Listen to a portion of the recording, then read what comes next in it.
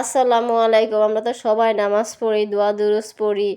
তো আমাদের দোয়া কবুল হচ্ছে কি না তা তো আমরা জানি না, ঠিক না? তো ইবাদত কবুল হওয়ার দোয়া।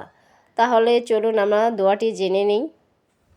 দোয়াটি হলো রাব্বানা তাকাব্বাল মিন ইন্নাকা আনতাস সামিউল আলিম।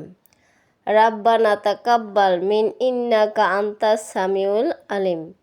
রাব্বানা তাকাব্বাল মিন ইন্নাকা আনতাস সামিউল আলিম। তো ইসলামকে ভালোবেসে থাকলে প্রচুর পরিমাণে ভিডিওটা শেয়ার করে দিন। এতে আমার অসংখ্য প্রাণপ্রিয় মা ও ভাই ও বোনেরা আমলটি করতে পারবে, জানতে পারবে এবং শিখতে পারবে।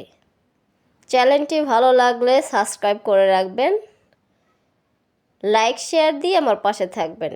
এমনইভাবে নতুন নতুন ভিডিও নিয়ে আপনাদের মাঝে চলে আসব।